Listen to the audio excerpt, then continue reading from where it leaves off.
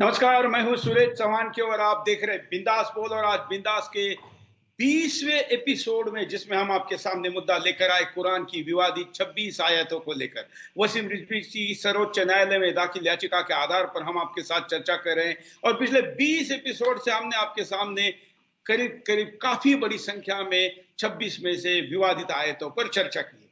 आज 20वां एपिसोड है और अभी बची हुई 4-6 आयतों को हम जल्दी ही समाप्त कर कर पुनः एक ही मेगा एपिसोड लाएंगे और उस एपिसोड में भी चर्चा करेंगे। लेकिन आज के इस 20 एपिसोड में मैं पहले पोल लूंगा, उसके बाद हमारे साथ जो गेस्ट है उनका स्वागत करूंगा, फिर चर्चा का प्रारंभ करूंगा। पहले मैं पोल लेता हूं। जैसे कि आप जानते हैं कि हमने हर एपिसोड में 0 से पोलिंग की शुरुआत की है और आज का कुरान की विवादित आयतों को हटाना चाहिए, ये पूछने पर 96% लोग कह रहे हैं कि हाँ हटाना चाहिए।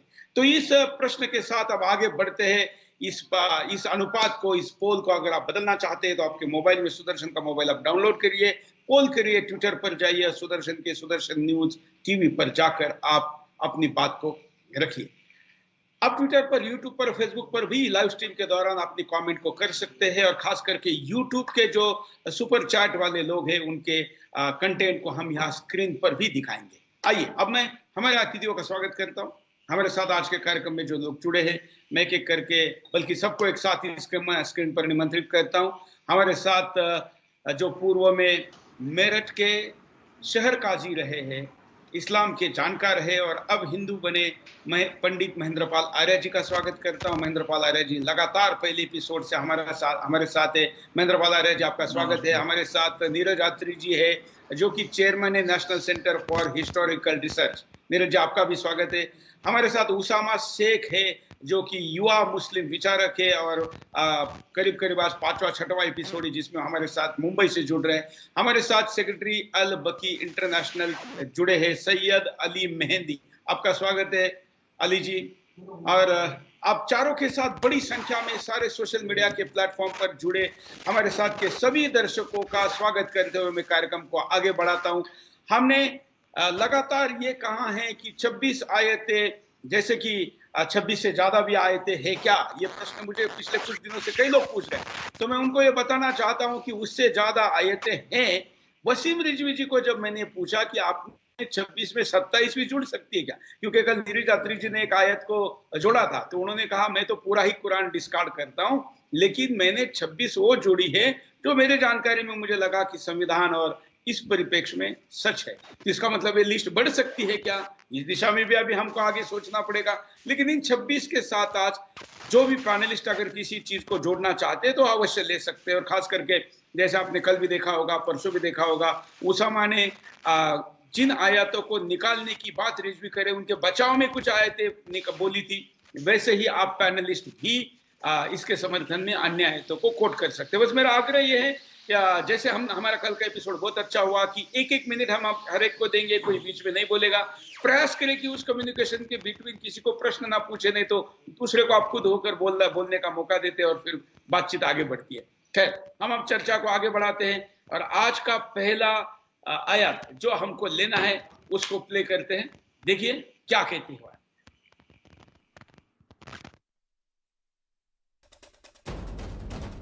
सूरा 2 आयत 151। और जहां कहीं भी उन पर काबू पाओ उनका कत्ल करो और उन्हें निकालो, इसलिए कि फितना कत्ल से बढ़कर संगीन है। लेकिन मस्जिद हराम के पास उनसे मत लड़ना जब तक वो खुद तुमसे जंग न करने आए। ऐसे इनकारियों का कत्ल करो और बदला लो। तो चलिए ये आयत है, मैं जरा इस विषय पर महेंद्रपाल आर्य जी से समझना चाहूंगा। महेंद्रपाल आर्य जी, क्या ये कुरान में है और जो शब्दार्थ बताया गया था वो सही है? बिल्कुल, मैं आपको सुना देता हूँ। कमा अरसलना फीकुम रसूलन मिन रब्बिकुम यतलू अलैकुम आयातिना व ज़िक्रकुम व युअल्लिमुकुम अल किताब वल हिकमता व युअल्लिमुकुम मा लम तकुन तअलमून। ये है। और तीसरी फायदा ये है ताकि तुम हिदायत पाओ। मुसलमानों, ये एहसान भी वैसी ही है जैसी हमने तुम ही में एक रसूल भेजा है और तुमको हमारी आयतें पढ़कर सुनाए और तुम्हारे नफ्स को पाकीज़ा करे और तुम्हें किताब कुरान और अकल की बातें सिखाएं और तुमको वो बातें बताए जिनकी तुम्हें पहले से खबर भी न थी। ये मौलाना फारूक खान का अनुवाद मैंने आपको सुनाया। बिल्कुल बिल्कुल। इसका इसका भावार्थ क्या है? शब्दार्थ तो हमने देख लिया, भावार्थ क्या है? इसका भावार्थ तो ये है कि अल्लाह ताला बतला रहे हैं मुसलमानों को, क्या है, मुसलमानों मैंने तुम पर एहसान किया, यानी तुम पर दया की। किस बात के लिए? कि वैसा ही जैसे हमने तुम्हें तुम ही में से एक रसूल भेजा, यानी रसूल जो हम भेजे हैं वो तुम में से तुम्हारे जैसे इंसान, ऐसे इंसानों में से हमने रसूल भेजा है ताकि तुम हमारी आयतें पढ़कर उन्हें सुनाओ और तुम्हारे नफ्स की आयतें, देखिए, तुमको हमारी आयतें पढ़कर वो सुनाए। कौन सुनाएंगे? रसूल। रसूल सुनाएंगे मुसलमानों को आयतें पढ़ करके, तुम्हें किताब कुरान और अकल की बातें सिखाएंगे। ठीक है, ठीक है, शब्दार्थ हमने समझ लिया, शब्दार्थ समझ लिया। अभी मैं नीरज अत्री जी के पास चलता हूँ। नीरज जी, वसीम रिजवी जी आज नहीं है और इस पर आपत्ति वाले हिस्से को हम आपसे समझना चाहते हैं कि आप लोगों की क्या आपत्ति है इस सूरा 2 आयत 151 पर। सूरा 2:151 ये जो सामने स्क्रीन पे दिखा रहे हैं, और जहां कहीं भी उन पर काबू पाओ उनका कत्ल करो और उन्हें निकालो, इसलिए कि फितना कत्ल से बढ़कर संगीन है। अब इसमें मैं एक चीज ऐड करना चाहता हूं कि जब फितना की बात की जाती है तो उसके जो मीनिंग्स हैं वो अलग अलग कॉन्टेक्स्ट में देने की कोशिश की जाती है, लेकिन आप जितनी भी तफसीरें देख लेंगे, और सबसे फेमस जो सबसे ऑथेंटिक तफसीर मानी जाती है वो इब्न कसीर की तफसीर है। लगभग 700 साल पहले किसी ने लिखी थी, इब्न कसीर ने लिखी थी। वो बताते हैं कि फितना में क्या आता है। जो सबसे प्रमुख चीज आती है वो आती है शिर्क, कि शिर्क को फितना कहा जा रहा है। और शिर्क, जैसा मैंने कल भी बात की थी, कि जो हम बार बार शब्द यूज करते हैं शिरकत, शर्क की जो रूट है उसका वो शर्क है, और उससे शिरकत बनता है। कि आप कभी भी, जैसे मान लीजिए हम कहते हैं कि मैं राम की उपासना करता हूं, तो अगर आप अल्लाह की कर रहे हैं तो अल्लाह और राम एक ही है, तो इसे शिरकत माना जाएगा। और ये जो सूरा 2 की 151 है वो आपसे स्पष्ट कह रही है कि जो फितना कर रहा है वो उसको आप कत्ल कर सकते हैं। और दूसरी चीज यहाँ पर क्या है कि फितना कत्ल से बढ़कर संगीन है। ये इसका कॉन्टेक्स्ट कहाँ आता है कि मुसलमानों से कत्ल हो गया था, और ये कत्ल कब हुआ था? जिस समय प्री इस्लाम, जो इस्लाम से पहले के मक्का के लोग थे, वो बड़े शांति प्रिय लोग थे, और उन्होंने निर्णय कर रखा था कि काबा, उसके आसपास और कुछ जो पवित्र महीने, उन समय पे वहां पर लड़ाई झगड़ा नहीं किया जाएगा। तो जो रसूल है मोहम्मद बिन अब्दुल्ला, उन्होंने अपने साथियों को भेजा कि तुम वहां जाओ, एक जगह पर, एक स्पेसिफिक जगह थी कि वहां से कारवां होगा, तुमने उसे लूटना है। तो ध्यान दीजिएगा कि ये जो बार बार कहा जाता है कि डिफेंसिव होता था सारा कुछ, इसमें डिफेंसिव कुछ नहीं था। उनके कारवां को लूटने के लिए लोगों को भेजा गया था, और वहां पर अभी पवित्र महीने समाप्त नहीं हुए थे। अब उनके लिए प्रॉब्लम क्या थी कि अगर वो एक दिन और वेट करते तो उन्होंने जो मक्का की सेंचुरी है वहां पहुंच जाना था, जहां पर के लड़ाई झगड़ा,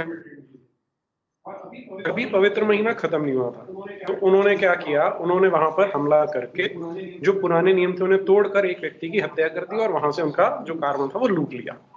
तो उसे जस्टिफाई करने के लिए ये कुरान है कि जो फितना है वो कत्ल से बढ़कर है। और फितना किसे कह रहे हैं कि उन्हें जब वहां से भगाया गया था, कि जो हिजरत करके आए हैं वो मक्का से, उसे फितना कहा जा रहा है। और ये बोला जा रहा है कि हमें जो वहां से प्रताड़ित करके निकाला वो ज्यादा बड़ा जुर्म था, कि हमने अगर कत्ल भी कर दिया तो उससे वो ज्यादा बड़ी उन्होंने कोई ज्यादा बड़ी हरकत नहीं की है। और लास्ट में देखिए, ऐसे इनकारियों का कत्ल करो और बदला लो। तो जिन्होंने केवल इनकार किया है कि हम अल्लाह को नहीं मानते, वो नास्तिक हो सकते हैं, वो हिंदू हो सकते हैं, वो बौद्ध हो सकते हैं, वो सिख हो सकते हैं, वो जैन हो सकते हैं, पारसी हो सकते हैं, कोई भी हो सकते हैं इनकार करने वाले, उन्हें आप कत्ल कर सकते हैं। तो मेरा इसमें ऑब्जेक्शन यही है कि अगर तो आप किसी 100% इस्लामिक सोसाइटी में रह रहे हैं, तब तो हम इस आयत को ठीक मान सकते हैं कि आपका आपस का झगड़ा, आप लड़ते रहो। लेकिन हमारे देश में सदा से ही विविधता रही है, यहाँ पर कभी भी इस तरह की सुप्रीमेसिस्ट आइडियोलॉजीज नहीं रही कि लिव एंड लेट लिव के जियो और जीने दो की परंपरा है। और यदि आपको कहीं पर कुछ कंफ्यूजन है, कोई मतभेद है, तो उसे बैठ के वाद विवाद से सुलझाया जा सकता है। लेकिन यहाँ पर सीधा स्पष्ट है कि इनकार कर दिया तो कत्ल कर दो और इनसे बदला ले लो, और बदला भी इमेजिनरी चीजों का लेना है। तो ये ऐसी सुराएं हैं जो हमारे समाज में वैमनस्य लेके आएंगी। इसलिए इस तरह की जो भी आयतें हैं उन्हें खारिज किया जाना चाहिए, उन्हें कुरान में से निकाल दिया जाना चाहिए। जी बिल्कुल। तो हमारे साथ अभी दो जो मुस्लिम विचारक हैं उनके पास चलते हैं, उनको भी अपनी बात रखने का मौका देते हैं। हमारे साथ सैयद अली मेहंदी है। सैयद अली मेहंदी, आप इस पर क्या कहेंगे? क्या बचाव है आपका सूरा 2 आयत 151 जो कि आपत्ति यहाँ पर नीरज यात्री ने ली है? देखिए सुरेश चौहान जी, सब पहली बात तो ये कि नीरज यात्री जी की आवाज मुझे क्लियर नहीं आई बिल्कुल भी, लेकिन पंडित जी ने जो आयत पढ़ी है उसको आप नेक्स्ट में जो आप मुझे मौका देंगे तो थोड़ी वॉइस उसको क्लियर करने का उधर ऑर्डर दें। तो मेरे पास बिल्कुल आपका ठीक से आ रहा है, आप अपना बचाव करिए। ठीक है। पंडित जी ने जो आयत पढ़ी है उसमें वो कहते हैं, बल्कि ये नहीं कहते, कुरान मजीद में परवरदिगार कहता है कि हमने तुम्ही में से एक रसूल को भेजा ताकि वो कुरान की आयतें आपको सुना सके और उसका मतलब समझा सके। मतलब कुरान मजीद अल्लाह की तरफ से नाजिल हुआ, उसको समझाने के लिए उसके साथ साथ रसूल अल्लाह को जमीन पे भेजा गया, क्योंकि किसी भी किताब को खुद समझना। सैयद अली, शायद आपने आपका टीवी भी ऑन रखा है क्या? पास में सुदर्शन भी चल रहा है क्या आसपास? किसी दर्शक ने रखा है ऑन, जरा उसको म्यूट करेंगे तो अच्छा रहेगा, नहीं तो रिपीट आवाज आ रहा है। नहीं, शायद मैं कमरे के अंदर हूँ, रूम में आवाज गूंज रही है, ऐसा हो सकता है। नहीं, सुदर्शन चैनल कोई लगा के रखा है जिसका आवाज रिटर्न में आ रहा है। नहीं, सुदर्शन चैनल नहीं चल रहा है, सिर्फ मेरे पास सामने लैपटॉप है, वो म्यूट है। तो किसी भी किताब का खुद समझना, ये तो आप भी मानते हैं, मुमकिन नहीं है। गीता को समझाने के लिए भी विद्वानों की जरूरत है, कुरान को समझाने के लिए भी एक रसूल की जरूरत है।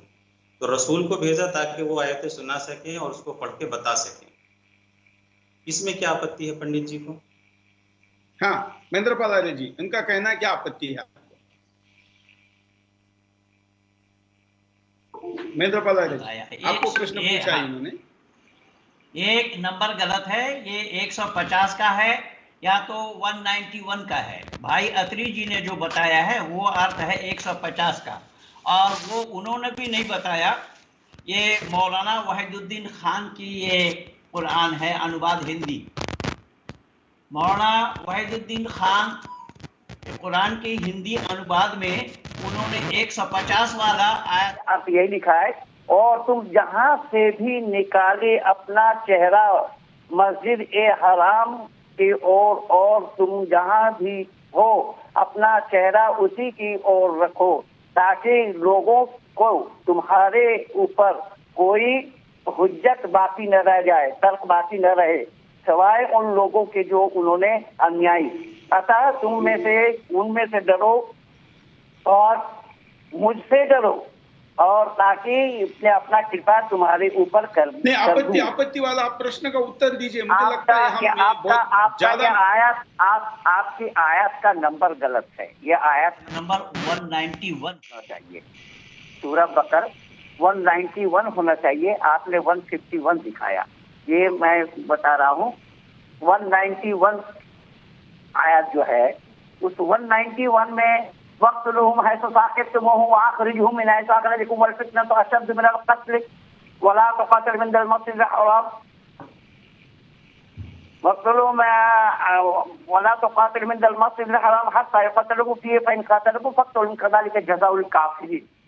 ये आया है 191 में, जिसमें भाई अत्री जी वो अर्थ बता रहे थे। और तुम उन मुशरिकों को जहां पाओ मार डालो, और उन लोगों ने जहां मक्का से तुम्हें शहर बदल किया है तुम भी उन्हें निकाल बाहर करो। और फितना परदाजी यानी शिर्क खुरेजी से भी बढ़ के है, और सबके वो लोग भी कुफ्फार के मस्जिद हराम के काबा के पास ना आने पाए। तुम भी उनसे उसकी नहीं, मेरा कहना है बहुत बहुत ज्यादा थ्योरेटिकल मत जाइए महेंद्र पाल आर्य जी, आप तो इसके विद्वान हैं, करोड़ों दर्शक इसको देख रहे हैं। आसानी से ये कि उन्होंने जो बात कही, सैयद आलिम मेहंदी ने जो प्रश्न आपको पूछा, उसका उत्तर क्या है? उसका उत्तर ये है, वो जो आयत आपने 151 का बोला, उसका अर्थ मैं बोला तो उसी हिसाब से तो ठीक कह रहे हैं। उसमें तो हजरत मोहम्मद साहब को अल्लाह ने बोला कि मैं तुम्हारे इंसानों में से ऐसा ही रसूल भेजा हूँ, वो तुम्हें कुरान पढ़कर सुनाएंगे। वो यही बात को कह रहे हो। बारे में कह रहा हूँ कि पूरा कुरान बिल्कुल ठीक है जी। वो आयत के बारे में भी मैंने आपने माना, आप दूसरी आयत पढ़िए, मैं उसका भी जवाब दूंगा। कुरान ठीक है या बेठीक है, मैं इसी सुदर्शन न्यूज चैनल में मौलाना साजिद रशीदी को चुनौती दी कि कुरान को कलामुल्लाह सिद्ध करके दिखाओ, और आज कई वर्ष पहले की बात है। और संपूर्ण 38 वर्षों से मैं इस्लाम जगत को चुनौती दे रखा हूं कि कुरान को कलामुल्लाह सिद्ध करके दिखाए कोई। पंडित जी, अगर जो मैं ये मान लूं कि आप इस वक्त जीवित ही नहीं है, तो कोई मुझे इस बात पर मना सकता है कि मैं ये कह दूं कि आप जीवित हैं? ये तो आपकी जिद की बात है कि आप न माने, सारी दुनिया भी आपके सामने इसके लिए दलील लाएगा, उदाहरण लाएगा, आप जब भी नहीं मानेंगे। ऐसा है यार जी, ये बहुत पहले से चलती चली आ रही है, और इसमें बीड़ा उठाया सबसे पहले राजा राम मोहन राय ने, उसके बाद बीड़ा उठाया पंडित जी, जिस चीज के लिए डिबेट है आप उस पे बात करें, इतिहास पे बात न करें। अरे तो कुरान में जिहाद के लिए बोला है, जी बोलिए, इनको जिस चीज पे बहस है उस चीज पे बात करें, जो मुद्दा है उस पे बात करें। जो उन्होंने दिखाया है वो यही 26 आयतों में से है। पंडित जी आप इधर उधर की नहीं है, मैं यही की बात कर रहा हूँ। मैं सुदर्शन न्यूज चैनल की बात कर रहा हूँ। सुदर्शन न्यूज चैनल में जो 26 आयतों है, तो अब हमने अगर मार भी दिया तो कोई बहुत बड़ा क्राइम नहीं है। और इसी में जब आप एक छोड़ के आगे आएंगे 193 पे, तो 193 जो है इसको एक स्टेप आगे लेके जाती है। अब वहां मैं सामने पढ़ देता हूँ 193 नंबर क्या कह रही है। और उनसे लड़े जाओ यहाँ तक कि फसाद बाकी ना रहे और सिर्फ अल्लाह ही का दीन रह जाए, फिर अगर वह लोग बाज रहें तो उन पर ज्यादती ना करो, इसके सिवा किसी पर ज्यादती अच्छी नहीं। अब इसका अर्थ ये है कि उनसे लड़े जाओ यहाँ तक कि फसाद बाकी ना रहे। अब यहाँ मैं जो पहले बता रहा था कि 191 और 193 दोनों में जो बात करते हैं फसाद की या फितना की, दोनों में अलग अर्थ है। जो 191 में मैंने बताया कि उनको प्रोसिक्यूट किया था, और जब आप 193 देखते हैं तो यहाँ पर फसाद का अर्थ बिल्कुल स्पष्ट है कि जो शिर्क करता है वो फसाद कर रहा है, इसलिए उनसे लड़े जाओ। और आगे वाला पार्ट सबसे इंपॉर्टेंट है, कब तक लड़ना है? यहाँ तक कि फसाद बाकी ना रहे और सिर्फ अल्लाह ही का दीन रह जाए। दैट मीन्स ये लड़ाई, ये जो जिहाद है, ये तब तक करते रहो जब तक के सारे मुसलमान नहीं हो जाते, केवल इस्लाम नहीं रह जाता, तब तक ये लड़ाई चलनी है। तो ये जो कई बार भटकाने की कोशिश की जाती है कि ये सिर्फ उस टाइम का था, डिफेंसिव वॉर थी, डिफेंस के लिए लड़ रहे थे, ये 2193 बिल्कुल क्लियर कर देती है कि ये नेवर एंडिंग फाइट है, क्योंकि अल्लाह ने पूरी जो मानवता है उसको दो हिस्सों में बांट दिया है, एक काफिर और एक मोमिन है। तो मोमिनों ने काफिरों से तब तक लड़ते रहना है जब तक के सारे मुसलमान नहीं बन जाते और केवल इस्लाम नहीं रह जाता। और इसका आपको जो 191 की बात कर रहे हैं उसका बिल्कुल स्पष्ट एग्जाम्पल आज भी दिखेगा कि अगर आप मक्का जाना चाहें तो कोई काफिर नहीं जा सकता। वहां से लगभग 20 किलोमीटर दूर पहली सड़क पे लिखा आ जाता है कि जो नॉन मुसलमान है वो यहाँ से मुड़ जाएंगे, क्योंकि ये तभी से चल रहा है कि अब हम कभी भी मक्का में किसी गैर मुसलमान को नहीं जाने देंगे। तो जब आप इनको जोड़ देंगे, 2191 जस्टिफाई कर रही है और कह रही है कि तुम इनको बेखट के मारो, इनका कत्ल कर सकते हो। और उसके बाद जब 193 पे आ जाते हैं तो वो बताती है कि कब तक लड़ते रहना है, जब तक सारे के सारे मुसलमान नहीं हो जाते हैं। और फिर से जो जालिम है, जालिम कौन है? जो शिर्क करते हैं। फसादी कौन है? फसादी वो है जो शिर्क करते हैं। तो इससे ज्यादा क्लैरिटी मुझे नहीं लगता कि कहीं भी चाहिए कि ये वो किताब है जो हमारी सारी कॉन्स्टिट्यूशनल वैल्यूज को धत्ता बताती है कि यहाँ पर आप सिर्फ इसलिए डिस्क्रिमिनेट कर रहे हैं क्योंकि दूसरे ने किसी और परिवार में किसी और ट्रेडिशन में जन्म ले लिया है। अब जो बच्चे किसी और घर में जन्म ले रहे हैं, वो ईसाई हैं, पारसी हैं, यहूदी हैं, हिंदू हैं, सिख हैं, उनकी इसमें कोई गलती नहीं है। लेकिन कुरान ने ये बोल दिया कि क्योंकि वो काफिर हैं, क्योंकि वो मुशरिक हैं, इसलिए तुम उनको कत्ल कर सकते हो और तब तक करते रहो जब तक कि केवल अल्लाह का दीन नहीं रह जाता। जी चलिए इस विषय पर मैं जो हमारे चौहान साहब साथ एक मिनट उसामा ये जो बात चौहान अभी साहब यहाँ एक तीन मिनट, लोगों ने अभी यहाँ तक कही शब्द आया है अखरी जी ने जो 193 बोला ना, वहाँ पर शब्द क्या आया है, एक उसामा। साधारण उर्दू जानने वाला व्यक्ति भी इसको समझ जाएगा। चलिए शायद उसामा वहाँ तक पर आवाज शब्द नहीं जा आया रहा है है, तो सैयद अली वक़ातिलहुम मेहंदी हत्ता जो ला बात अभी तकूना इन्होंने कही है, इस पर फितनतुन आपको क्या कहना वयकून अद्दीनु लिल्लाह, कि तमाम दुनिया में जब तक दीन न फैल जावे, जब तक तमाम दुनिया में दीन न फैल जावे, काफिरों को जहां पाओ वहीं कत्ल करो, उसका ये शाब्दिक अर्थ ये बता रहे हैं। और उसका शब्द अरबी में आया है वक़ातिलहुम हत्ता ला तकूना फितनतुन वयकून अद्दीनु लिल्लाह, ये शब्द आया कुरान में।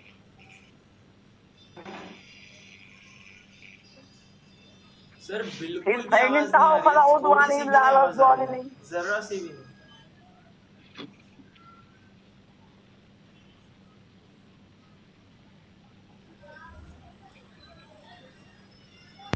हेलो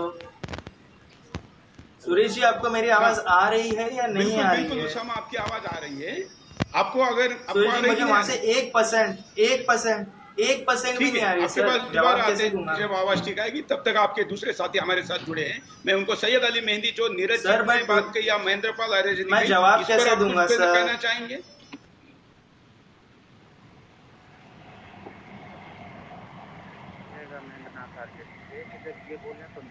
सर मुझे सच में बिल्कुल आवाज नहीं आ रही है। ठीक है, तय है ये बात। हेलो,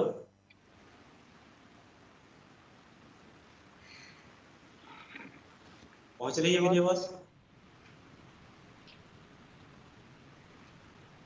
चलिए शायद तकनीकी कारणों से अभी तक बात नहीं हो पाई है। मैं इसलिए रिपीट करता हूं दर्शकों को कि आज के डिस्कशन में सूरा 2 आयत 151 पर बात करें और इस डिस्कशन में हमने अब तक तीनों का पक्ष सुना है, सिर्फ उसामा का पक्ष हमको सुनना बाकी है। उसके बाद हम अगले आयत की तरफ जाएंगे। दर्शक और बाकी लोग तय करेंगे कि उनको इस पर क्या आपत्ति है। उसामा, अगर आपको कुछ समझ में आया है, आप इस पर रिप्लाई देना चाहते हैं? हाँ, मैं रिप्लाई जरूर देना चाहता हूँ, मेरे पास आंसर है। बट सर मुझे किसी की भी स्टार्टिंग से अब तक एक वर्ड भी किसी का सुनाई नहीं दिया मुझे। चलिए, आप इसके बचाव में क्या प्रॉब्लम आ रही है करना आपके चाहते हो, ऑडियो में। कहिए। आयत बोलिए, सूरा 2 आयत 152 या फिर 151। 151। जिस प्रकार हमने तुम्हारे लिए तुम ही में से एक रसूल भेजा जो तुम्हें हमारी आयतें सुनाता है और तुम्हें। अरे भाई, सुनने से शुरू करेंगे तो नहीं चलेगा, डिबेट डिस्टर्ब हो जाएगी। आप ध्यान दो ना। सर मुझे कुछ सुनने ही नहीं आया सर। मैं पढ़ रहा हूँ क्योंकि मुझे सुनने ही नहीं आया कुछ। सुनना सिखाता है तथा तुम्हें वो बातें सिखाता है जो तुमने। हाँ तो सर इसमें प्रॉब्लम क्या है? इसमें तुम में से एक रसूल भेजा, उसमें दिक्कत क्या है? चलिए, आप क्योंकि आप पे अभी शून्य से शुरू नहीं कर सकते, आप अगले आयत पर अपना पक्ष रखिए। इसी आयत पर जो हमारे साथ पहले से जुड़े हुए हैं, जवाब दे रहे सैयद अली मेहंदी, आप कुछ कहेंगे? सर जवाब है मेरे पास। आप रुको, आप शून्य से पूछ रहे हैं कि आपत्ति क्या है। अभी अगले आयत पे आप बोलो। सर मुझे आवाज आपके स्टूडियो से प्रॉब्लम है। सर आपके स्टूडियो से प्रॉब्लम है, मैं क्या कर सकता हूँ सर? अली मेहंदी कुछ बोलना चाहेंगे? जी मैं बिल्कुल बोलना चाहूंगा। सर मैं बोलिए ना फिर जल्दी से। पंडित महेंद्रनाथ आर्य जी से कहिएगा कि जब मैं बोलूं तो वो सुने, से वो बोलेंगे तो मैं सुनूं। बोलिए। अभी इन्होंने एक आयत की तिलावत की और उसमें कहा कि फितना फैलाने वालों को कत्ल करो। ठीक, फितने का मतलब ये काफिर से नहीं ले सकते, फितने का मतलब ये मुशरिक से नहीं ले सकते। इनके पास जो कुरान का तर्जुमा है वो गूगल का किया हुआ तर्जुमा है, जो कहीं से कहीं तर्जुमा होता है। ठीक है, फितना फैलाने वाले कौन होते हैं? फितना फैलाने वाले होते हैं रेपिस्ट, फैलाने वाले होते हैं मर्डरर। ISI वालों को जब तक कत्ल करो, जब तक इस दुनिया में और इस जमीन पे सुकून नहीं हो जाए। ओसामा बिन लादेन फितना फैलाता है, ओसामा बिन लादेन को कत्ल करो क्यों, ताकि ये दुनिया मुजरिमों से पाक हो जाए। इसका मतलब ये होता है, इसका मतलब वो नहीं होता पंडित जी जो निकाल के बैठे हुए। अपने दिमाग से तर्जुमा कर रहे हैं कि फितना दोनों को सामने लेते हैं, दोनों को सामने लेते हैं। महेंद्र पाल जो ये बात कह रहे हैं, इस पर आपका क्या कहना है? काफिर का मतलब दोनों को सामने लेते हैं, फितने का मतलब भी खुद ही बता रहे हैं। इसका अनुवाद चाहिए, जिसका चाहिए मैं उसी का ही दिखा दूंगा। जिसका अनुवाद चाहिए मैं उसका दिखा दूंगा। ये तो हिंदी वाले दिखा रहा हूँ। पंडित जी नहीं है, वो तो मेरठ के शहर काजी थे, अभी पंडित जी बन गए हैं, पहले तो मुसलमान ही थे, तो आपसे ज्यादा जानकारी है मेहंदी अली। सर आप ये नहीं कह सकते कि मुझसे ज्यादा जानकारी है। वो इस वक्त पंडित जी हैं तो मैं पंडित जी ही पुकारूंगा ना। पूर्व में ये क्या थे वो तो मैं नहीं पुकारूंगा। अब जब ये वो रहे ही नहीं तो मैं क्यों पुकारूंगा? वो इनके नाम के आगे लिखा हुआ है पंडित, तो मैं पंडित जी ही पुकारूंगा। मैं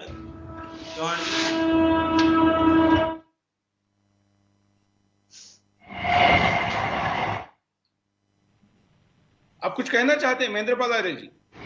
बिल्कुल, ये सब हवाला के साथ लिखा है। जहां बोलेंगे उस तफसीर से दिखा दूंगा। मैं उस तफसीर से दिखा दूंगा। मेरे पास खजाना भरे पड़े हैं, अरबी के, उर्दू के, फारसी के, बांग्ला के, अंग्रेजी के और हिंदी के। परमात्मा की असीम अनुकंपा है। 7 भाषा ऑलवेज पढ़ता हूं, बोलता हूं, लिखता हूं, और जो किताब वो बोलेंगे वहीं से मैं हवाला दिखा दूंगा।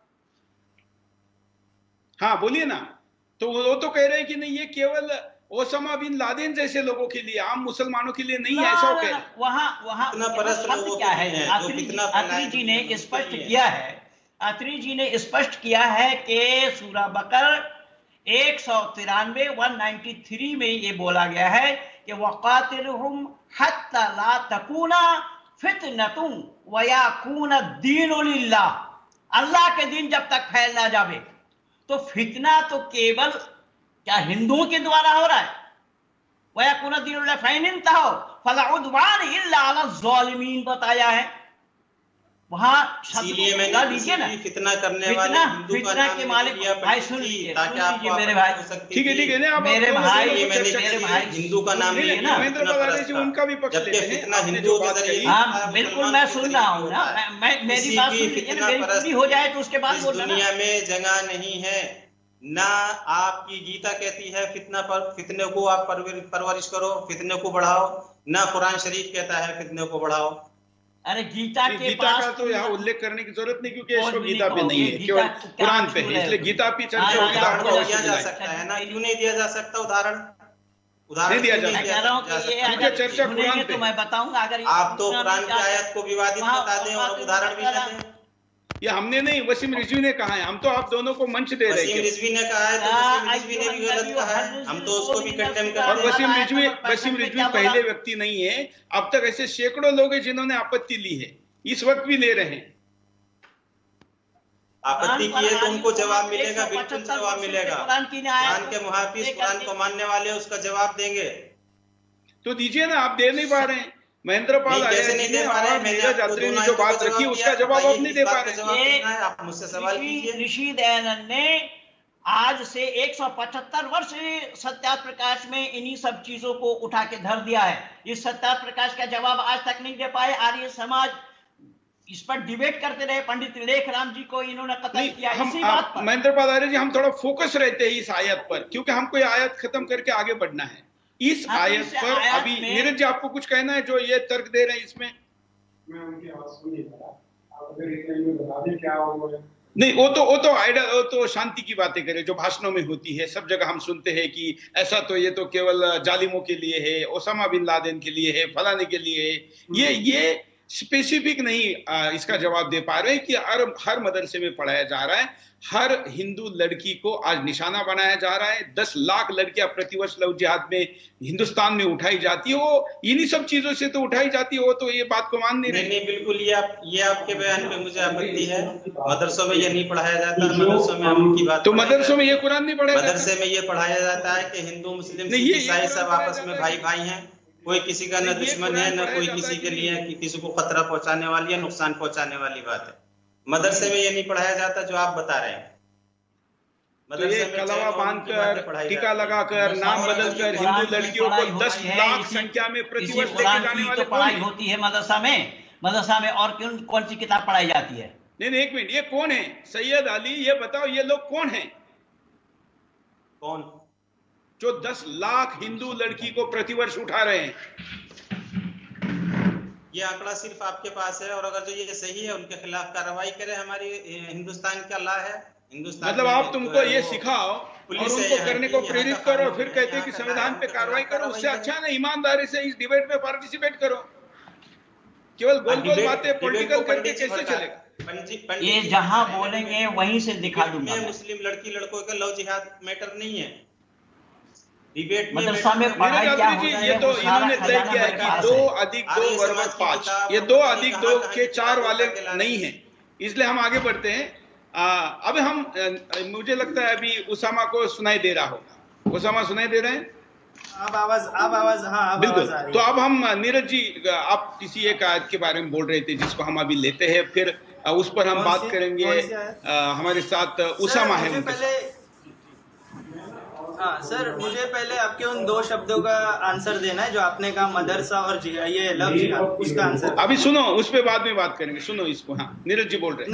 नहीं, सुन लीजिए। आपने कहा तो अब सुन लीजिए, पहले सुन लीजिए। सुनिए, आवाज आ रही है? आवाज आ रही है? जो जिसे ये बोलते हैं कि अल्लाह का कलाम है, तो इसकी सूरा नंबर 4 जिसे सूरा निसा कहा जाता है, उसकी 11वीं आयत अगर आप देखेंगे तो उसमें वो कह रहे हैं कि अल्लाह तुम्हारी औलाद के हक में तुमसे वसीयत करता है कि लड़के का हिस्सा 2 लड़कियों के बराबर है। तो ये बिल्कुल क्लियर डिस्क्रिमिनेशन है on the basis of gender. और इस तरह की जो आयतें हैं वो हमारे समाज को एक गलत मैसेज दे सकती हैं कि इसका मतलब है कि जो लड़कियां हैं वो कमतर हैं लड़कों की तुलना में।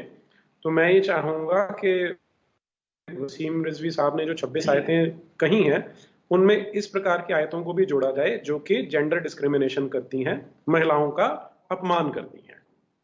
जी इसको कसम दिया। मुझे लगता है कि आज किसी नई आयत पर आप चर्चा करना चाहते हैं। वैसे मेरे पास कई सवाल भी आ रहे हैं और मैं चाहता हूं कि कुछ सवालों को भी हम यहाँ पर ले, जिसका कि जवाब ये लोग दे पाए। हालांकि वो इस आयत से संबंधित है क्या नहीं ये मुद्दा नहीं है, लेकिन ये कई लोग पूछ रहे हैं बड़ी संख्या में जवाब के कि जो लोग। जी फिर मैं इसमें ऐड कर देता हूँ। हाँ आप पहले ऐड करिए तब तक। हाँ सूरा बकरा में आयत नंबर 228 है, उसमें ये कहा जाता है कि जो महिला है अगर उसे डिवोर्स दे दिया गया है तो उसने 3 माहवारी तक वेट करना है कि कहीं अगर वो प्रेग्नेंट है तो बच्चा उसके पति को मिलना चाहिए। और इस ड्यूरेशन में उसको केवल इतना अधिकार है कि उसके खाने पीने का खर्चा जो है वो जो पति है वो उठाएगा। और उसके अलावा वो अब सड़क पे आ गई है, उसको कोई एलिमनी नहीं मिलेगी, कोई उसको रहने का खर्चा नहीं मिलेगा, जो कि बाकी हर समाज में, वो हिंदू हो, क्रिश्चियन हो, सिख हो, हमारा जो संविधान है वो देता है। इनफैक्ट आपको ध्यान होगा कि वो जो केस चला था राजीव गांधी के टाइम पे, उस समय हमारी कोर्ट ने आदेश दे दिया था कि इसको एलिमनी मिलनी चाहिए। वो जो लेडी थी बुजुर्ग, मुझे नाम नहीं अभी ध्यान में आ रहा, शाह बानो, हाँ जी। लेकिन उसे दुर्भाग्य हमारा ये रहा कि उस समय पार्लियामेंट ने सुप्रीम कोर्ट को ओवरटर्न करते हुए इसको एग्जेम्पशन दे दी थी। तो ये जो सूरा 2 की 228वीं आयत है, ये भी मुझे लगता है कि अगर हम एक समान समाज बनाना चाहते हैं और मुस्लिम महिलाओं को उनका अधिकार देना चाहते हैं तो ये जो डिस्क्रिमिनेशन है जेंडर के आधार पर, उसको ध्यान में रखते हुए ये जो सूरा नंबर 2 की आयत नंबर 228 है, इसको भी अगर निकाल दी जाए तो ज्यादा अच्छा रहेगा। उसामा की बात प्रतिक्रिया लेते हैं इसमें। उसामा सुनिए सर, सबसे पहली बात, इसके इन्होंने जितने क्वेश्चन किए ना, मेरे पास सारों के आंसर है, पहली बात। दूसरी बात ये है कि अभी हम जिस टॉपिक पर 26 आयतों पे बात कर रहे हैं, हम लोग उस पे चलते हैं। इसका आंसर है, चाहिए तो मैं अभी भी दूं, मुझे थोड़ा लंबा टाइम दिया जाए, मैं क्योंकि वो एक्सप्लेन करना पड़ेगा। दीजिए। महिलाओं के साथ पहली कौन सी आयत? एक पुरुष बराबर 2 महिला जमानत पे क्यों चाहिए? महिला को संपत्ति में पूरा अधिकार क्यों नहीं? कौन सी बोले? सूरा निसा 4 और आगे। नीरज जी आप आगे सूरा 2 आयत किस वाली के बारे में? नहीं, संपत्ति वाली, जायदाद वाली जो मैंने कल भी क्लियर कर चुका हूँ। वसीयत वाली 11वीं आयत है, ठीक है। आयत लेकिन सर 11वीं आयत है, हाँ 11वीं आयत है, ठीक है। अब सूरह निसा 1 से पढ़ते कॉन्टेक्स्ट से पढ़ते समझ में आएगा, क्योंकि वो आयत उसी से पूरी रिलेटेड है। सुनिए, मैं सुना रहा हूँ, आवाज बढ़ा दीजिएगा, वॉल्यूम अप कर दीजिएगा। सुनिए, सूरह 4 आयत, उसके आपत्ति पर कार्यक्रम है। सर ये उसी के साथ है तो ये समझ में आएगा, नहीं तो नहीं समझेगा। ये पूरा कॉन्टेक्स्ट के साथ है। सुनिए, ठीक है, बताओ। यहाँ पे हाँ, हे मनुष्य, यहाँ मुसलमान हिंदू काफिर कुछ नहीं आया। हे मनुष्य, अपने उस पालनहार से डरो जिसने तुम्हें एक जीव आदम से उत्पन्न किया तथा उसी से उसकी पत्नी हव्वा को उत्पन्न किया और उस दोनों से तो बहुत सारे नर नारी फैला दिए। उस अल्लाह से डरो जिसके द्वारा तुम एक दूसरे से अधिकार मांगते हो तथा रक्त संबंधों को तोड़ने से डरो। निसंदेह अल्लाह तुम्हारी निरीक्षण है। यह से सामाजिक व्यवस्था का नियम बनाया गया है कि विश्व के सभी नर नारी एक ही माता पिता से उत्पन्न किए गए हैं, इसलिए सब समान है और सबके साथ भाईचारे की भावना रखनी चाहिए। यह उस अल्लाह का आदेश है जो तुम्हारे आप जवाब भी देते जाओ ना, जो साथ में प्रश्न उठ रहे हैं उसके जवाब भी देते जाओ। इसके नाम से एक दूसरे है मनुष्य मात्र का, एक दूसरे से अपना अधिकार मांगते हो कि अल्लाह के लिए मेरी सहायता करो। फिर एक मिनट, यहाँ से पूरी बात क्लियर हो रही है, रुक जाओ। साधा सब के सिवा गर्भशालियां अर्थात संपत्ति पारिवारिक संबंध भी है जिन्हें जोड़ने पर अधिक बल दिया गया है। एक हदीस में है कि संबंधी भंगी स्वर्ग में नहीं जाएंगे। नीरज जी कुछ कह रहे थे आप? जी, मैं ये कह रहा था कि अगर ये पहली आयत से शुरू करना चाहते हैं और 11 तक जाएंगे तो फिर इन्हें हर एक आयत एक्सप्लेन करनी सर सरफेस क्या दिख रहा है? पहली आयत की बात कर रहे हैं। हमारे कॉन्स्टिट्यूशन के डायरेक्टिव प्रिंसिपल्स में आता है। सर सरफेस क्या दिख रहा है? मेरा फेस दिख रहा है क्या? हाँ, दिख रहा है। यहाँ पर उसामा जी जो कह रहे हैं कि मिट्टी से हवा को बनाया और उन्हीं दो से फिर सारे लोगों को फैला दिया। ये जो मॉडर्न साइंस है बिल्कुल इसको निगेट करती है कि इतना बड़ा जो जेनेटिक पूल है, जो इतना जेनेटिक वेरिएशन है, वो कभी भी पॉसिबल नहीं है अगर केवल एक ही कपल से सारे के सारे संतान उत्पन्न हुई हो। तो पहले तो इसे एस्टैब्लिश कर लीजिए, फिर उसके बाद दूसरी आयत पे आएंगे। महेंद्र प्रधान जी कुछ मैं ये कह रहा हूँ चौहान साहब, इन्होंने कुरान का ठेका ले रखा है, आयत पढ़ के सुना नहीं सकते, या आयत में क्या बोला उसका शाब्दिक अर्थ लेंगे, उसके एक एक अक्षर का अर्थ निकालेंगे तो मामला सामने है। इन्होंने बिल्कुल ठीक बोला है, या अय्युहन्नासु खलक़कुम मिन नफ्सिन वाहिदा व खलक़ मिनहा ज़ौजहा व बस्सा मिनहा रिजालन कसीरन व निसाअ वत्तक़ुल्लाह अल्लज़ी तसअलून बिही अलहम इन्नल्लाह काना अलैकुम रक़ीबा। ये है सूरह निसा का पहली आयत। तो यहाँ एक इंसान से दुनिया का बनाया जाना संभव नहीं होगा, एक स्त्री और एक पुरुष से दुनिया का बनाया जाना संभव नहीं होगा। और मैं कुरान से इसका प्रमाण दे दूंगा कि संभव नहीं है। जिस आदम और आदम पत्नी जन्नत में रखा गया था, जिस आदम पत्नी को जन्नत में रखा गया था, वहां पर खाने पीने सब चीज मुहैया कराई गई थी। एक को खाने मना किया था तो वहां खाने से उसको निकाला। दुनिया में आए तो इनकी संतानें पैदा हुई। तो बताया जाता है जन्नत में मल मूत्र करने के लिए मूल इंद्रिय नहीं है। जब मूल इंद्रिय नहीं था जन्नत में तो धरती पर आने पर क्या ड्रिल करके मूल इंद्रिय तैयार किया अल्लाह ने? उसका भी आंसर है, उसका भी आंसर है, उसका भी आंसर है। बकवास मैं सुनना नहीं चाहता, उसका भी बकवास मैं सुना नहीं। आप तक हो गया बकवास। आप जवाब तो सुनेंगे ही नहीं ना, आपको सही जवाब है ना, सही जवाब बकवास लगेगा, सही जवाब बकवास लगेगा। बड़े बड़े मौलाना घुटने टिके पड़े हैं, 16 डिबेट अब तक हो चुका है। अरे वो बड़े मौलाना उनका उनके घुटने वो टिके होंगे, उनके घुटने वो टिके होंगे। आप मेरे से बात कीजिए। एक ही माता पिता की सारी दुनिया संतान, ये तो फिर भाई बहन भी तो हुए, फिर शादी कैसे हुई? डीएनए सबका एक क्यों नहीं है वो बता। फिर डीएनए सुरेश जी मैं आपसे बात करना चाहूंगा, सुरेश जी मैं आपसे बात करना चाहूंगा। सुरेश जी महेंद्र प्रधान जी बैठिए, अभी उसामा आपकी आपत्ति का जवाब दे दीजिए ना उसको। हाँ उसामा आप जवाब दो। वो आदम पत्नी हवा ने 80 बार जनी, एक महिला 80 बार जन सकती है? जब बंद हो जाए रुकिए ना, आप चिल्लाइए मत, हार्ट अटैक आ जाएगा सर, हार्ट अटैक आ जाएगा, हाथ में आ जाएंगे गुर्दे। धीरे जरा धीरे, ठीक है धीरे धीरे धीरे हम सुनते हैं महेंद्र पाल। देखो उसामा हम एक समाधान देना चाहते हैं महेंद्र पाल जी अभी, क्योंकि हमारे पास समय कम है। उसामा जवाब दो इसका। हाँ ठीक है। सबसे पहली बात सर, मैं आपसे क्वेश्चन करना चाहूंगा, जवाब मैं दे रहा हूँ, आपसे क्वेश्चन है सर। आप जब आपके कुरान पढ़ेंगे, मैं देखो अभी भी मैं बोल रहा हूँ हिंदूज के मैं खिलाफ नहीं हूँ, मेरे भी दोस्त है, मैं एकता की बात कर रहा हूँ। आप कुरान पढ़ेंगे उसमें भी पहला मनु है, पहला जो मनुष्य मनु है, उनकी भी शादी हुई, उनकी जो पत्नी से, इस्लाम तो ठीक वहां से भी एक से स्टार्ट हुआ। समझने जाओ, वहां से नहीं हुआ है सर मैं पढ़ चुका हूँ ना, पहला मनु यही है। आपकी किताबों में भी मनुष्य नहीं है, एक मिनट, ये पहली मानव पहली महिला ये वाली कंसेप्ट हिंदू धर्म में नहीं है। अरे सर कर देता हूँ मैं आपको, सुनिए असंख्य जी पैदा हुए। अच्छा ठीक है, मैं पंडित जी से पूछना चाहता हूँ, पंडित जी वेद के हिसाब से कैसे आए, पहला इंसान जन्म कैसे हुआ इंसानों का बताइए। कुरान का बचाव करने के लिए वेदों का और पुराणों का संदर्भ देना है क्या? आप कुरान का बचाव कुरान से नहीं कर सकते क्या?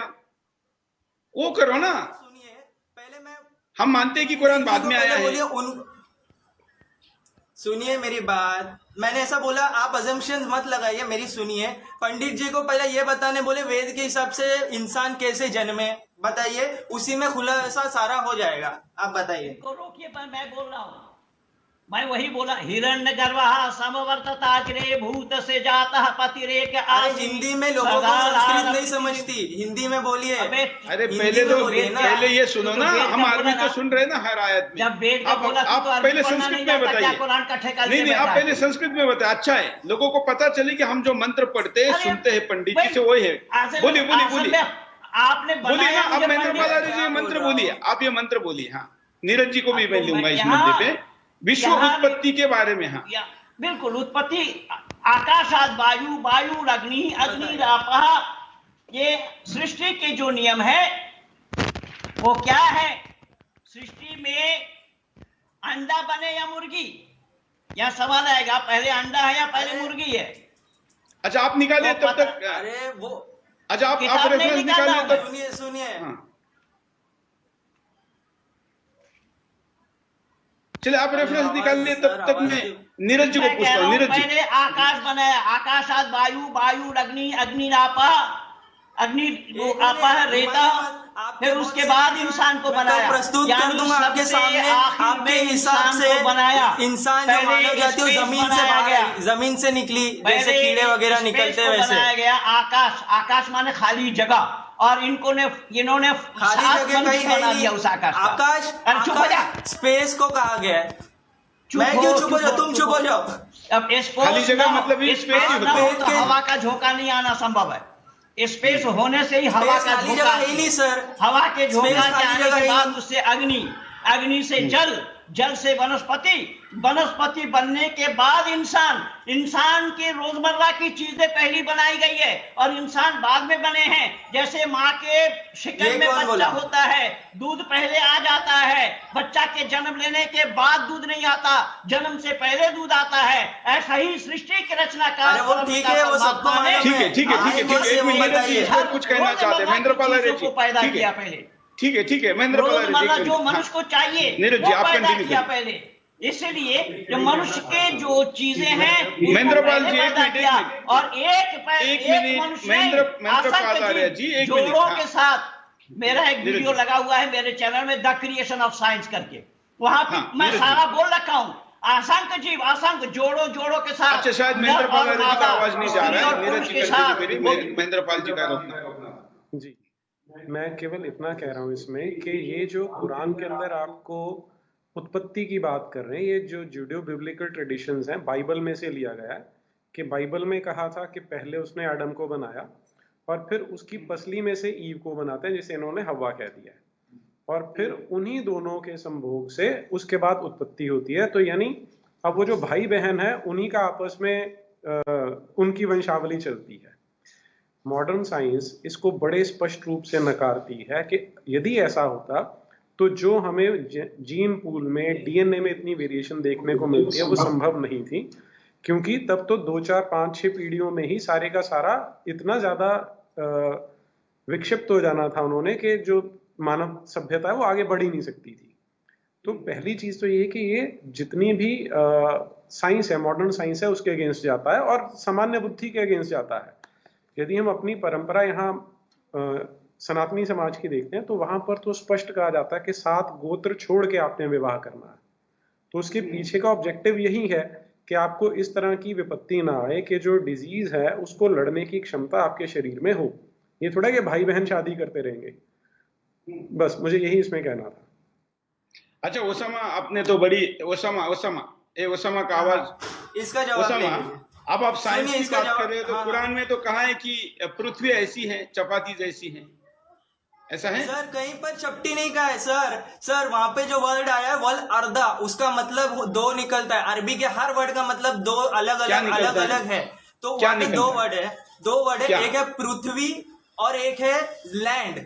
तो अब वहां पर जहां पर ये लैंड भी लिखा है, चपटी बता उसके लैंड भी लिखा है। हाँ लिखा है। इंग्लिश में आप पढ़ो, यानी मैं अरबी में पूछ रहा हूँ ना। हाँ अरे उसका हिंदी का मतलब बता रहा हूं मैं। वो जो अर्धा आया है ना, अर्धा, उसके 2 मतलब है। एक है अर्थ और एक है लैंड, LAND। वहां पर जमीन, समझ रहे हो? उसी के नीचे का आप वर्ड्स पढ़ेंगे, वो कैसी है? उसी, सुनिए पूरी बात, सुनिए ना मेरी बात, बीच में ना बोले। उसी के नीचे आया है कि हमने पहाड़ों को धसा दिया।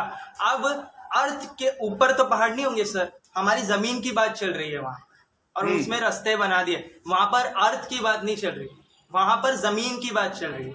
नीरज जी कहाँ है मेरा आंसर और सुनिए। इन्होंने साइंस की, एक मिनट में जवाब पूरा नहीं हुआ, 1 मिनट सर सुनिए। यहाँ पर हेलो, आवाज आ रही है आपको? बिल्कुल, बोलते रहो जल्दी करो। हाँ सुनिए, अब इन्होंने साइंस की बात की। सबसे पहले मैं साइंस के बारे में बताना चाहता हूँ। जवाब नहीं दिया, सपाट है कि गोल है? मैं वीडियो दिखा दूं, एक मौलाना बच्चों को बता रहा है कि साइंस भले ही बता रहा है कि गोल है, लेकिन आपने कुरान में कहा है सपाट है, तो आपको सपाट कहना है। दिखा दूं?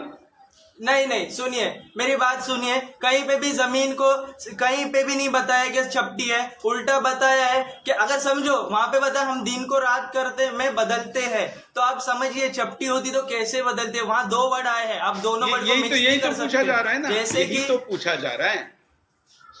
अरे हर जगह जहां पर भी जमीन की बात आई है ना, उसको ये गोल या फ्लैट में कहीं भी नहीं बताया गया है। उसको ये बताया गया कि जमीन की बात हो रही है, अर्थ की बात नहीं हो रही। वहां 2 वर्ड है, और अर्थ की बात एंड में हुई है, जब कयामत का दिन की जब बात हुई है तब यहाँ तक ये भी कहा जा रहा है कि सूरज पृथ्वी का चक्कर लगाता है।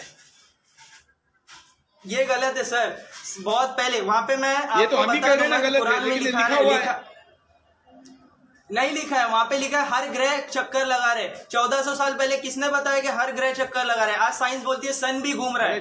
1400 नहीं, लाख साल पहले बताया हुआ है, डिस्टेंस भी बताया हुआ है, उसका रंग भी बताया हुआ है।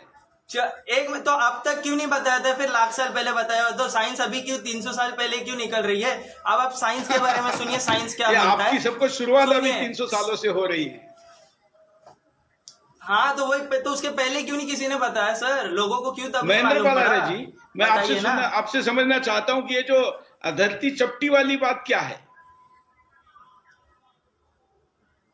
महेंद्र जी आपको आवाज आ रही है? हाँ बिल्कुल ऐसा है। ये भाई राकेश शर्मा जो अंतरिक्ष जाने वाले पहले व्यक्ति थे, और वो उनके दादा आर्य समाजी थे, और उन्होंने पूजनीय प्रभु हमारे भाव उज्जवल कीजिए गीत के लेखक थे। वो भाई राकेश शर्मा जब चंद्रयान गए थे वो लेकर के, और वो जब नीचे आए बताया, तो इस्लाम वालों ने उस समय इसको इनकार किया। वो मानने के लिए भी तैयार नहीं कि चंद्रमा में कोई जा सकता है। इसको इस्लाम ने उस समय स्वीकार नहीं किया था। उठा करके देखिए उस समय कई मुसलमानों के वक्तव्य को, इंटरनेट पे पा जाएंगे सारा। तो इस्लाम साइंस में कहाँ है? इस साइंस में अगर वही तो मैं बोला कि हजरत आदम अलैहिस्सलाम जब जन्नत में थे तो जन्नत में पेशाब पाखाना नहीं और मूल इंद्रिय भी नहीं, तो धरती पर आए, तो धरती पर आने के बाद कैसे संतान उत्पन्न हो गए उनके।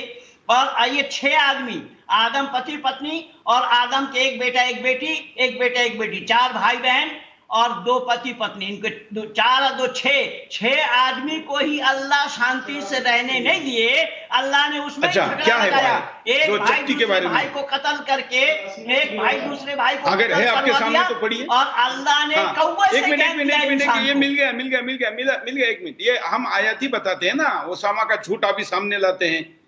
हाँ नीरज जी, धरती चपटी है ये कहाँ लिखा है? नहीं, जो गोल है और चपटी है ये शब्द नहीं आएगा, लेकिन आप उसको समझ सकते हैं। सूरह नंबर 84 आयत जो अहमद रजा खान है, जो बरेलवी सेक्ट के फाउंडर हैं, ये उनकी ट्रांसलेशन है। And when the earth is spread out. अब स्प्रेड आउट तो आप कभी गोले को तो स्प्रेड आउट करते नहीं है। और अगर इसको अगली आयत आप पढ़ लेंगे, and it unburdens itself of all that is in it and becomes empty. तो ये जो 84 की 3 और 4 है आपको स्पष्ट कर देते हैं कि हमने जमीन को बिछाया है। अब बिछौना जब होता है तो इतना ही नहीं नीरज जी, जिनका आपने कोट किया है बरेली वाले को, उन्होंने इस विषय पे 3 पुस्तकें लिखी है, ऐसा कहा जा रहा है। जी बिल्कुल ठीक, उन्होंने इसी बात को साबित करने के लिए। हाँ, और जो विरोध करने वाली बात कह रहे हैं महेंद्र पाल आर्य जी, वो उन्हीं के बारे में कह रहे हैं कि इस प्रकार के लोगों ने बात को माना है। और मेरे सामने कई ऐसे वीडियो है जो इस संदर्भ में मैं दिखा सकता हूं। हालांकि हमारा विषय आज सूरा 2 आयत 151 था, लेकिन उसके ऊपर जो चर्चा हुई है मुझे लगता है कि उस पर मैं आखिरी 10-20 सेकंड में अपनी प्रतिक्रिया को सब लोग रखे तो ज्यादा अच्छा होगा। मैं सैयद अली मेहंदी के पास चलता हूं कि सैयद अली मेहंदी 10 सेकंड में बताइए कि सूरा 2 आयत 151 रखनी चाहिए तो क्यों रखनी चाहिए? जी बिल्कुल रखनी चाहिए। रखनी क्या चाहिए, वो है, मौजूद रहेगी। अच्छा उसामा, अच्छा एक मिनट, ये वीडियो मुझे मिल गया है, मुझे किसी दर्शक ने ऑनलाइन भेजा है। एक मिनट, ये थोड़ा शो लंबा भले हो जाए, लेकिन इस वीडियो को मैं दिखाना चाहता हूं। या मैं ऐसा करता हूं, इस वीडियो को मैं क्योंकि मैं स्टूडियो से बाहर हूं, मैं पीसीआर में भेज रहा हूं, वहां से प्ले होता है तो वहां से, नहीं तो मैं यहां से दिखाना चाहता हूं इस वीडियो को।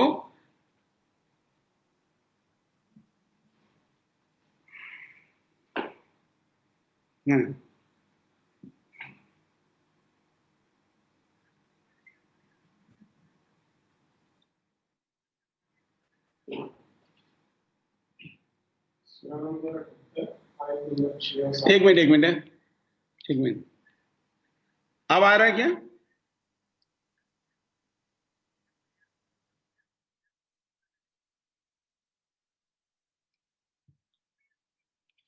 अब आ रहा है क्या? अगर आप पीसीआर से इसको कंट्रोल प्ले कर सकते हैं तो अच्छा रहेगा, क्योंकि मैं इस वक्त टेक्निकली यहां से प्ले नहीं कर सकता। लेकिन इसमें साफ बिल्कुल व्हाट्सएप पर मैंने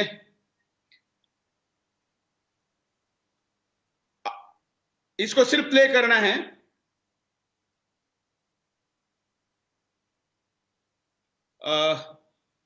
इसको वहीं से प्ले कर दे। और ये रिनाउंड मौलाना है और ये टीवी शो है, ये भी मैं बता रहा हूं, ये पाकिस्तान के टीवी चैनल पर कंटेंट के रूप में चलाया जा रहा है, जिसको धार्मिक प्रशिक्षण के तौर पर दिया जाता है। तो मैं ये नहीं कह रहा हूं कि ये सच ही है। मैं इस्लाम के अन्य जानकारों को इस पर चर्चा करने के लिए कल के एपिसोड में निमंत्रित कर रहा हूं, क्योंकि थोड़ा विज्ञान पे भी चर्चा होनी चाहिए कि धरती क्या चपाती जैसे सपाट है या फिर गोल है। क्या कहा है बाइबल वालों ने? तो शायद अमेंड कर लिया है। नीरज जी अमेंड कर लिया ना बाइबल वालों ने? अभी भी नहीं किया है, अमेंड नहीं किया है, क्योंकि अमेरिका का जो प्रेसिडेंट है वो चर्च में जाता है तो कहता है कि धरती चपाटी जैसी है, और वही प्रेसिडेंट कुछ मिनट बाद नासा में जाता है तो कहता है कि हमने चंद्रयान छोड़ा है, हमने मंगलयान छोड़ा है और धरती गोल है। ये दो स्थिति ठीक नहीं है, और मुझे लगता है कि ऐसी स्थिति ही धर्म के मानने वाले लोगों के लिए असहज स्थिति निर्माण करती है। जो धरती गोल है क्या नहीं है, इस विषय पर हम कल एक स्पेशल डिस्कशन करेंगे, जो कि कुरान के आधार पर जो इसका बचाव करना चाहते हैं, क्योंकि बरेली वाले ने तो 3-3 पुस्तकें लिखी, ऐसा भी मैंने सुना है। क्या हम प्ले कर सकते हैं क्या? जरा कंट्रोल रूम बताए तो अच्छा होगा।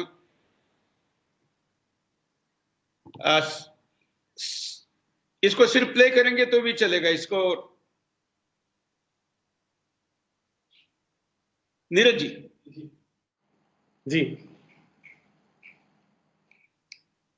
सूरा 2 आयत 151 पर हम बात कर रहे थे, और बीच में चर्चा आ गई, इसलिए मैंने संदर्भ मांगा यहाँ पर, तो मैंने वो संदर्भ दिया है।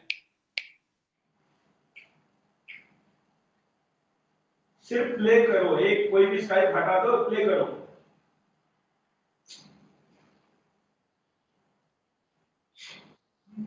ये बड़ा इंटरेस्टिंग इस पर सूरज आपके मुल्क से दूर हो गया कहाँ दूर चला गया? वो अब है ना दूसरी डायरेक्शन में चला गया कि वो रोटेट करता रहता है, तो अब दूसरे मुल्कों की तो बारी आनी चाहिए ना गर्मियों के लिए। जमीन रोटेट कर रही है जी। जमीन तो साकिन है बेटा, जमीन तो रोटेट करती ही नहीं है, जमीन गर्दिश नहीं करती। लेकिन हमें ज्योग्राफी में पढ़ाया जाता है कि अर्थ जो है वो सूरज का चक्कर लगाता है। ये लॉजिक ये गलत है बेटा। साइंस की ये थ्योरी जो है ना, ये दुरुस्त नहीं है। असल जो थ्योरी है ना, वो कुरान और हदीस वाली है। और आला हजरत जो हमारे ना इमाम अहले सुन्नत आला हजरत ने ये प्रूफ किया है कि जमीन साकिन है, यानी जमीन मूव नहीं करती। साकिन को एक अच्छा सा वर्ड इंग्लिश का होता होगा साकिन का, स्टैटिक। अर्थ स्टैटिक पोजीशन में है, तो ये मूव नहीं करती। और साइंस कहती है कि जमीन मूव करती है। आला हजरत हमारे इमाम अहले सुन्नत ने कुरान से साबित किया है कि जमीन मूव नहीं करती। तो हमने बात कौन सी माननी है? इस्लाम की, दीन की। आला हजरत ने इस्लाम और दीन की बात ही की है। ठीक है बेटा, और कोई क्वेश्चन है जहन में? तो फिर हमारा सुबह के टाइम पे सूरज आ जाता है, फिर चांद आ जाता है, तो फिर ये सर्कल कैसे चलता है? सूरज और चांद तो ये तो मूव कर ही रहे ना। मतलब सूरज तो बेटा देखिए, सूरज अपनी गोल है, आपने देखा होगा ना है।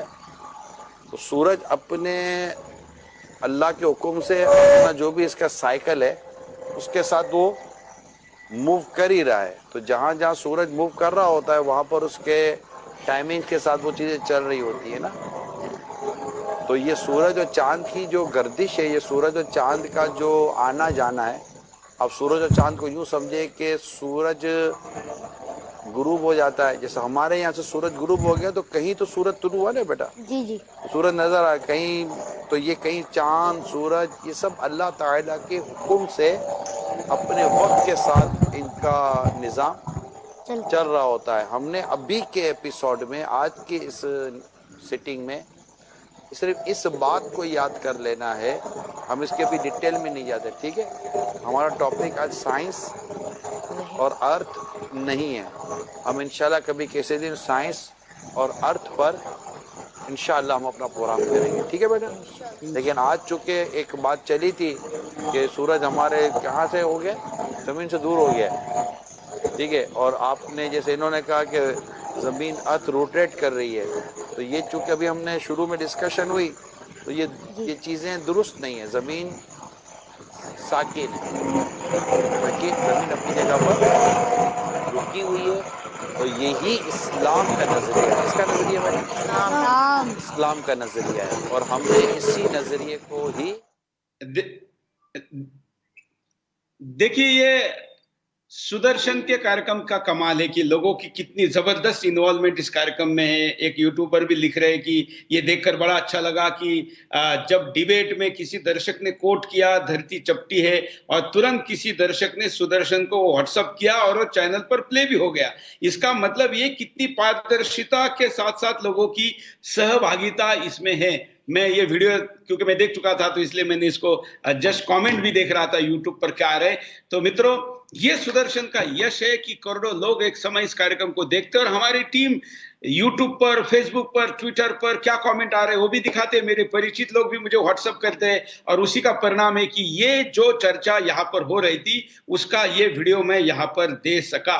उसामा, आपका इस पर क्या कहना है? कल हम बात करते हैं क्योंकि आज का हमारा समय खत्म हो चुका है, लेकिन सैयद अली मेहंदी आप भी कल रहिए और आप भी रहिए। ये जो वीडियो मैंने दिखाया है या हमको मैं शायद उनका नाम बताना उनकी अनुमति के ठीक नहीं, कल बताऊंगा कि वो अगर कहे कि जिन्होंने भेजा मैं क्रेडिट भी देना चाहूंगा क्योंकि हमारे दर्शक कितने सक्रिय है। कल हम कुरान के वैज्ञानिक पहलू के बारे में भी बात करेंगे और फिर मिलेंगे। पोल लेते हैं आज का कि जब ये पूछा गया कि क्या 26 विवादित आयतों को हटाना चाहिए हिंदुस्तान में से कम जो रिजवी है उनका ये कहना है, 98% लोग आज कह रहे हैं कि हाँ इनको हटाना चाहिए।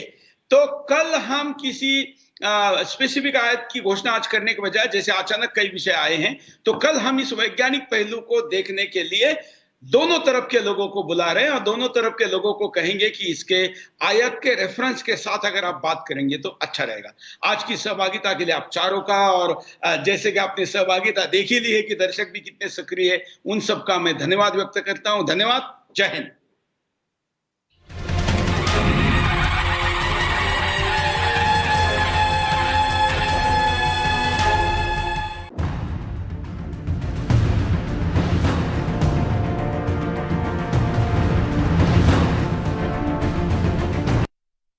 चुनौतियों से लड़ा, विकास के पथ पर बढ़ा, मंजिलें मिलती जाती हैं, बिना रुके अब हर पल आगे बढ़ता है।